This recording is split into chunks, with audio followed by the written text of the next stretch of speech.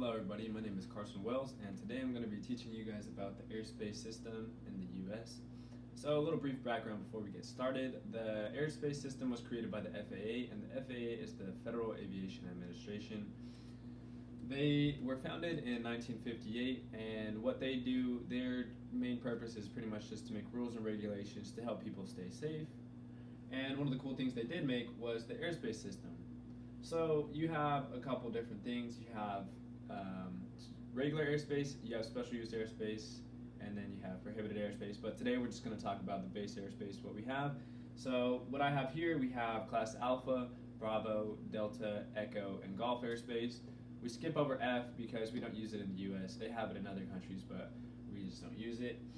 So the first one, starting from the top, we have Class Alpha airspace.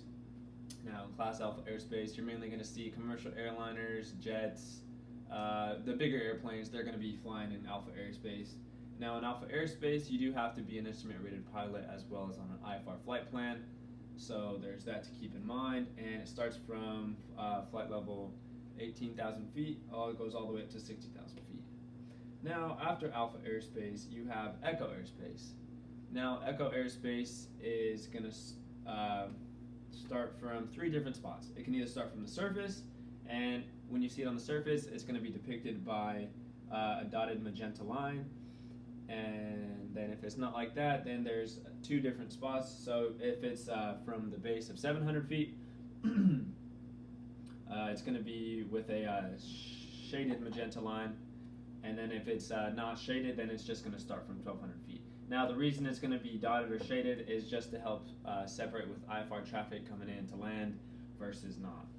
So when you're in Echo airspace, you have a couple things to follow by. If you're above 10,000 feet in Echo airspace, you're going to want to be 5 statute mile visibility, one statute miles horizontal, 1,000 feet above, and 1,000 feet below.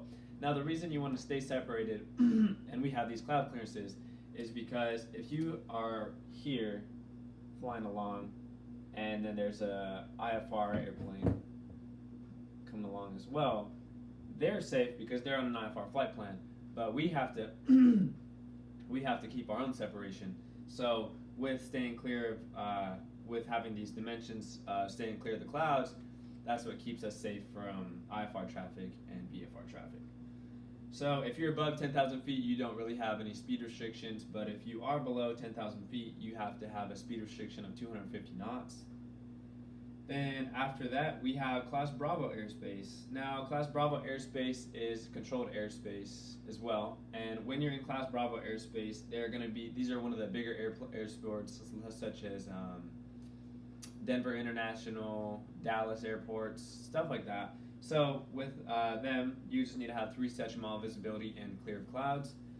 The minimum requirements for this, you need to have a Mode C transponder. Now, Mode C transponder is what allows your aircraft to relay information to the ATC. ATC is air traffic control. And what you're sending them is your altitude information as well as your position. So when you're within Class Bravo airspace, you need the Mode C as well as a clearance. Now, there's two things. There's a clearance and there's two-way radio communication. I'll get back to two-way radio communication in the next spot. But clearance is where you're talking to, so for instance, Denver approach, this is Cessna 123 coming into land, and they would read back to you, they would say, Cessna 123, you are cleared to enter my Class Bravo airspace. That is clearance. So the dimensions of Class Bravo airspace, it starts at, or the tops are 10,000 feet, it goes down to the surface, and from the top layer, it's about 30 nautical mile radius, and it's tailored kind of like an upside down wedding cake, so the dimensions will just go lower and lower. Each Bravo airspace is different. It's tailored to their needs, however they need to be. And after that, you have Class Charlie airspace. Class Charlie airspace is going to have the tops of 4,000 feet, and it's also going to kind of be like an upside down wedding cake, and it's going to go down to the surface. So from the top part, it's 10 nautical miles for a radius, and then the bottom layer is a 5 nautical mile radius. You need to have two-way radio communication and a Mode C transponder. So we've already talked about the Mode C, but with the two-way radio communication, instead of them having to clear you into the airspace, as long as they say your tail number, so So Tulsa International, they are a Class Charlie airspace. So if I was to say Tulsa International, this is Cessna 123 coming into land. If they say Cessna 123 clear to land, they've acknowledged me by saying my tail number, so that's all I need. There's that. And then there is Class Delta Echo, or Class Delta airspace. Now, Class Delta is airspace. You just need two-way radio communication. You don't need a mode C transponder. And the radius of that is going to be 4 nautical miles, and the tops are going to be 2,500 feet. Now, anytime you're below 10,000 feet, you're going to have the visibility requirements of 3 statute mile visibility, 1,000 feet above, 2,000 feet horizontal, and 500 feet below. Easy way to remember this is 3152. So if you're below 10,000 feet, the majority of the airplanes you're going to be seeing down here are 152s, which is a type of aircraft. So 3152 is an easy way to remember that.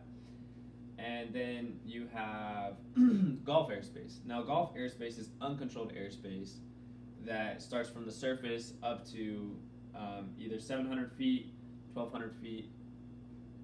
It's just below Echo airspace.